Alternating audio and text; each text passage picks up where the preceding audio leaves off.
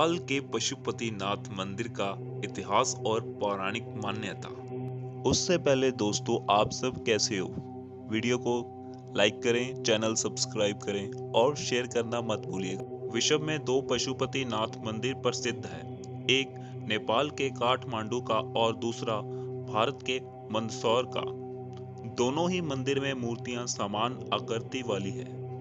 नेपाल का मंदिर बागमती नदी के किनारे काठमांडू में स्थित है और इसे यूनेस्को की विश्व धरोहर में शामिल किया गया है।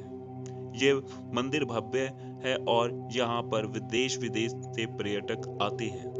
पशु अर्थात जीवन या प्राणी और पति का अर्थ है मालिक या भगवान। इसका मतलब यह है कि संसार के समस्त जीवों के स्वामी या भगवान है पशुपतिनाथ। दूसरे अर्थों में पशुपतिनाथ का अर्थ है जीवन का मालिक।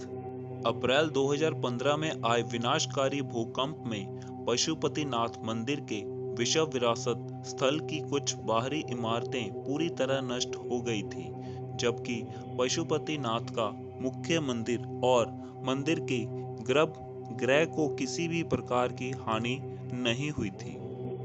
पशुपतिनाथ मंदिर में भगवान की सेवा करने के लिए 1747 से ही नेपाल के राजाओं ने भारतीय ब्राह्मणों को आमंत्रित किया था।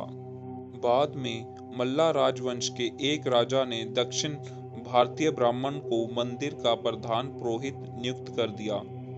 दक्षिण भारतीय भट्ट ब्राह्मण ही इस मंदिर के प्रधान पुजारी नियुक्त होते रहे थे। वर्तमान में प्रचंड सरकार के काल में भारतीय ब्राह्मणों का एकाधिकार खत्म कर नेपाली लोगों को पूजा का प्रभाव सौंप दिया गया। ये मंदिर प्रत्येक दिन प्रातः 4 बजे से रात्रि 9 बजे तक खुला रहता है। केवल दोपहर के समय और साढ़े 5 बजे मंदिर के पट बंद कर दिए जाते हैं। मंदिर में जाने का सबसे उत्तम समय सुबह सुबह जल्दी और देर शाम का होता है। नेपाल में पशुपतिनाथ का मंदिर काठमांडू के पास देवपाटन गांव में बागमती नदी के किनारे स्थित है। मंदिर में भगवान शिव की एक 5 मुंह वाली मूर्ति है। पशुपतिनाथ विग्रह में चारों दिशाओं में एक मुख और एक मुख ऊपर की ओर। प्रत्येक मुख के दाएं हाथ में रुद्राक्ष की माला और बाएं हाथ में कमंडल मौजूद है। मान्यता अनुसार पशुपतिनाथ मंदिर का ज्योतिर्लिंग पारस पत्थर के समान है। कहते हैं कि ये 5 मुंह अलग अलग दिशा और गुणों का परिचय देते हैं। पूर्व दिशा की ओर वाले मुख को तत्पुरुष और पश्चिम की ओर वाले मुख को सदयोत कहते हैं। उत्तर दिशा की ओर वाले मुख को वामदेव कहते हैं और दक्षिण दिशा वाले मुख को अघोरा कहते हैं। जो मुख ऊपर की ओर है उसे ईशान मुख कहा जाता है। इस मंदिर में भगवान शिव की मूर्ति तक पहुंचने के 4 दरवाजे बने हुए हैं। वह चारों दरवाजे चांदी के हैं। पश्चिम दरवाजे की ठीक सामने शिवजी के नंदी बैल की विशाल प्रतिमा है, जिसका निर्माण पीतल से किया गया है। इस परिसर में वैष्णव और शैव परंपरा के कई मंदिर और प्रतिमाएं हैं।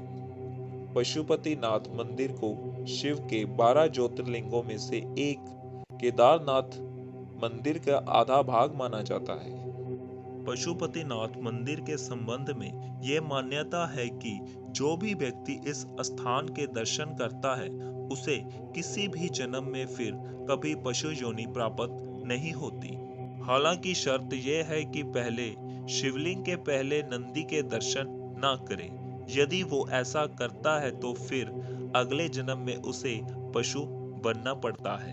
मंदिर की महिमा के बारे में आसपास के लोगों से आप काफी कहानियां भी सुन सकते हैं। मंदिर में अगर कोई आधा घंटा या घंटा ध्यान करता है तो वह जीव कई प्रकार की समस्याओं से मुक्त भी हो जाता है। एक पौराणिक कथा के अनुसार भगवान शिव यहाँ पर चिंकारे का रूप धारण कर निद्रा में चले बैठे थे। जब देवताओं ने उन्हें खोजा और उन्हें वाराणसी वापस लाने का प्रयास किया तो उन्होंने नदी के दूसरे किनारे पर छलांग लगा दी। कहा जाता है कि इस दौरान उनका सींग 4 टुकड़ों में टूट गया था। इसके बाद भगवान पशुपति चतुर्मुख लिंग के रूप में यहाँ प्रकट हुए थे। दूसरी कथा एक चरवाहे से जुड़ी है। कहते हैं कि इस शिवलिंग को एक चरवाहे द्वारा खोजा गया था, जिसकी गाय का अपने दूध से अभिषेक कर शिवलिंग के स्थान का पता लगाया था। तीसरी कथा भारत के उत्तराखंड राज्य से जुड़ी एक पौराणिक कथा से है। इस कथा के अनुसार इस मंदिर का संबंध केदारनाथ धाम मंदिर से है। कहा जाता है जब पांडवों को स्वर्ग प्रयाण के समय शिवजी ने भैंसे के रूप में दर्शन दिए थे, जो बाद में धरती में समा गए, लेकिन पूर्णतः सामने से पूर्व भीम ने उनकी पूंछ पकड़ ली थी। जिस स्थान पर भीम ने इस कार्य को किया था उसे वर्तमान में केदारनाथ धाम के नाम से जाना जाता है, एवं जिस स्थान पर उनका मुख धरती से बाहर आया उसे पशुपतिनाथ कहा जाता है। पुराणों में पंच केदार की कथा नाम से इस कथा का विस्तार से उल्लेख मिलता है। ओम नमः शिवाय।